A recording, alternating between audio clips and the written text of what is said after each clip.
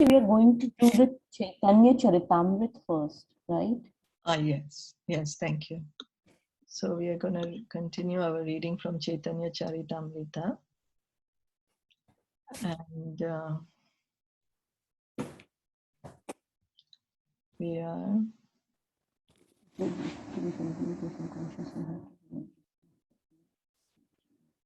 here, we are from here. Okay.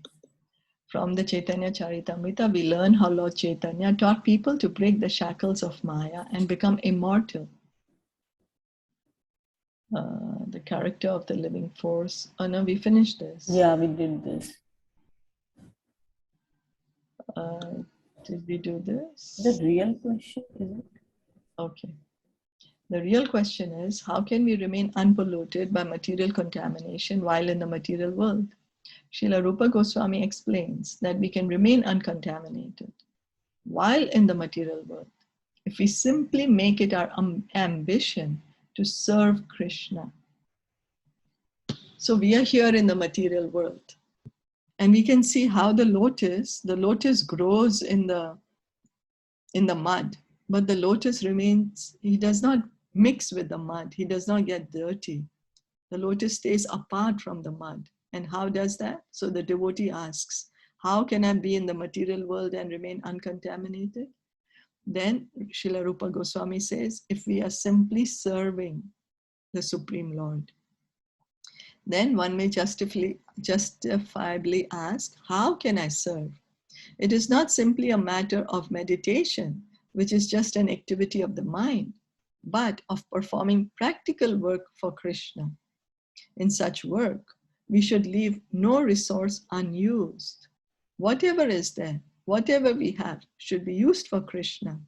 We can use everything: typewriters, automobiles, airplanes, missiles.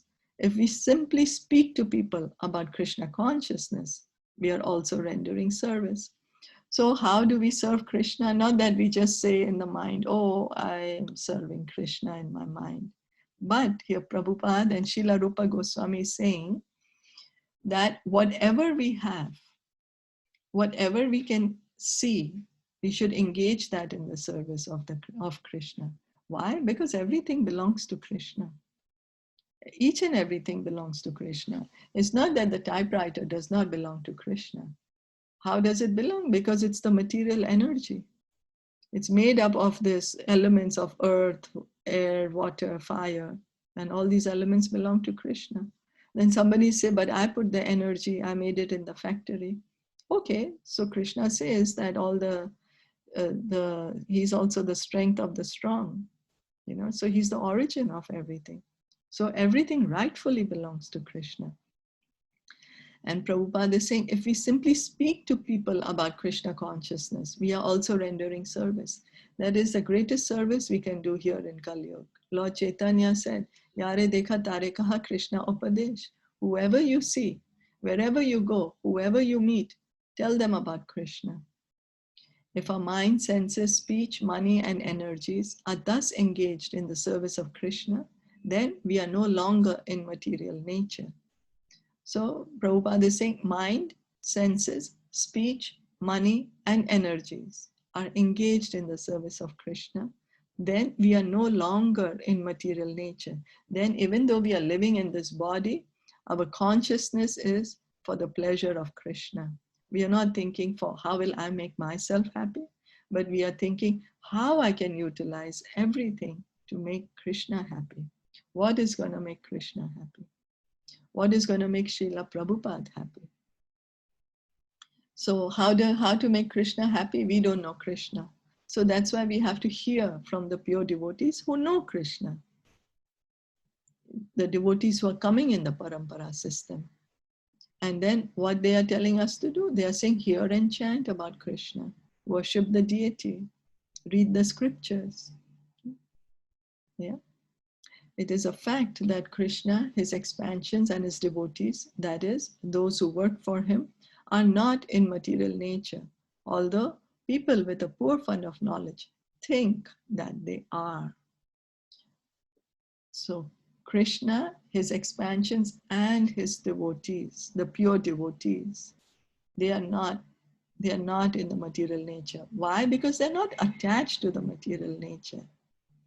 The devotees are not attached to material nature. They're just attached to Krishna. That's all. So wherever is our consciousness, where we are, where our mind is, right? So if our mind is always with Krishna, then we are with Krishna. Then it's not material, it's spiritual. The Caitanya Caritamrita teaches that the spirit soul is immortal and that our activities in the spiritual world are also immortal. Here we are all thinking we are the body. So our experience is that we have to die. We have to leave this body at a certain time. We don't know when, but because we see everyone around us leaving the body, we know we are going to leave this body also. But we are not this body. We are the soul. We are immortal. We are never ever going to die. We have always existed in the past. We are existing right now, and we will continue to exist. And in this material world, our activities are temporary, because sometimes I'm in the body of a human being. Sometimes I'm in the body of a dog. Sometimes I'm in the body of a tree. So my activities keep changing. But in the spiritual world, our activities are immortal. They're eternal. The Mayavadis, who hold the view that the absolute is impersonal and formless, contend that a realized soul has no need to talk. But the Vaishnavas, devotees of Krishna, contend that when one reaches the stage of realization, he really begins to talk. Previously, we only talked of nonsense, the Vaishnava says. Now let us begin our real talks of Krishna. So the Mayavadis, they say, oh, we have to keep silence. Don't talk, because that's how we are maintaining silence. We are being attached to being silent. But what do the devotees say? Devotees, in fact, start speaking even more. Now, what they're speaking about is about Krishna. They're saying before all what we were speaking was garbage, because it's all related to the body. No? So anything which is related to body is temporary. It's temporary. It's not eternal. Those words are not eternal. But when we speak about Krishna or Krishna's devotees, then those words are eternal. Or speak about devotional service, then those words are eternal. They're always applicable. Always. We are reading from Bhagavad Gita, which was recorded 5,000 years ago. Caitanya Caritamrita, recorded 500 years ago. So irrespective of time, place, and circumstance, these words are immortal. In support of their view that the self-realized remain silent, the Mayavadis are fond of using the example of the water pot, maintaining that when a pot is not filled with water, it makes a sound, but that when it is filled, it makes no sound. But are we water pots? How can we be compared to them? A good analogy utilizes as many similarities between two objects as possible. A water pot is not an active living force, but we are. So Mayavadi says that if there's an empty pot, the empty pot will make noise. So because you're not self-realized, you're going to talk too much. But when the water is filled with, when the water pot is filled with water, then if you tap, there's no noise. So the Mayavadis, they say that when somebody gets self-realized, then they stop talking. But Prabhupada here rightly says, are we water pots? Is a water pot conscious? Can a water pot talk, and can the water pot walk? Can a water pot feel? If we break the water pot, is the water pot going to say, oh my God, what did you do to me? No, but we are conscious living beings. So how can we compare ourselves to water pot? How can a human being be compared to a water pot? So this is not a good example given by the Mayavadis. We have to compare apple with apple, orange with orange, no? How we can compare like this? So, indeed, ever silent meditation may be adequate for a water pot, but not for us. Indeed, when a devotee realizes how much he has to say about Krishna, 24 hours in a day are not sufficient. It is the fool who is celebrated as long as he does not speak. For when he breaks his silence, his lack of knowledge is exposed. So there might be some pretenders who will say, no, I cannot speak because I am so self-realized. I cannot speak. But here Prabhupada is saying, if somebody is really self-realized, if really somebody knows the truth, they will not stop talking because they want to share Krishna consciousness with everyone. And Prabhupada is also saying that once how a person speaks, we can know what level they are at. A fool can be exposed once they start speaking. We can judge a person by the words he's saying. The Caitanya Caritamrita shows that there are many wonderful things to discover by glorifying the Supreme. So hearing and chanting, we should chant as much as, speak as much as we can about Krishna. We can't say, oh, because I'm becoming more Krishna conscious, so I must stop talking. No, speak more and more about Krishna. That's what Lord Chaitanya is saying. Yare dekha tare kaha Krishna upadesh. Any questions or comments?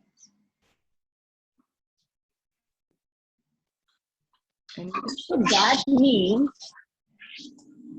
that means should be always indulge in Krishna conscious and use all our resources or our energies to serve, right? So to connect it with Krishna. Is that the way? That's right. To use in his service, yes. Okay. Like Prabhupada would use typewriters. He was a sannyasi. He would use typewriters. He would use dictaphone. He didn't say, I'm a sannyasi. I'm a renowned, so I must give up all this. No, he used all this typewriters so that they could be used to leave this treasure of books behind for us. You know, printing press. He was traveling all over the world. World tours, how many times he went around the world? 14 times in 11 years. So constantly flying in the aeroplanes. He didn't say, I'm a sannyasi, I can't do that. So whatever we can do, whatever we have, we should use it in the service of Krishna. Yeah. Thank you. Thank you. That's Yukta Vairagya. Srila Rupa Goswami, he says that in the Nectar of Devotion, that is real renunciation. That is Yukta Vairagya. When somebody says, oh, no, I can't use this. I need to give up the world. I need to renounce. That is called monkey renunciation. Because what do we possess that we can renounce? Oh, I should not get attached to this material things. I should not touch them. So then Prabhupada with Srila Rupa Goswami says that is monkey renunciation. A monkey will, monkey renunciation. Monkey eats so much, has so much sex with so many of the monkeys, and then it says, no, I don't want to eat anymore. I can't eat. Or I don't like the female monkey. But then again, you see, again he's doing the same thing. So that means that the Yukta Vairagya is you utilize all your. I'm sorry, your voice is breaking. So Yukta Vairagya is when you use all to please Krishna. Yukta Vairagya is to use everything in the service of Krishna. Okay. Like Prabhupada would give the example that we find some money on the road. So then somebody might say, oh, well, there's money on the road. So, oh, but I'm not going to touch it. It's not mine. And I walk away. No, so there are three kinds of people. One, I see money on the road. I pick it up, keep it for myself, and I walk away. I'm happy and I go and buy something with it for myself and I enjoy myself with that money. The other is, I see some money on the road and I say, oh, money, very bad, very, very bad. Money is gonna make me attached to this material world. So I can't do anything with it. And then the third one, he sees money on the road. He picks up the money and he finds out who is the rightful owner of this money and he gives it back to that person.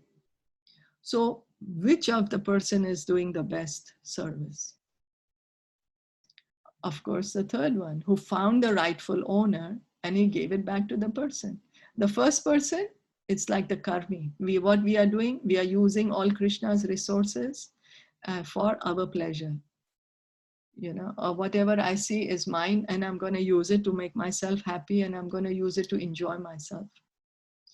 Then the second one is like the renunciates, the Mayavadi. No, no, no, no. I have to give up this material world. I have nothing to do with it. So I don't touch the money. But the third one is like the pure devotee, because he knows that who is the rightful owner, that everything belongs to Krishna. And so he uses everything in the service of Krishna. Is that okay?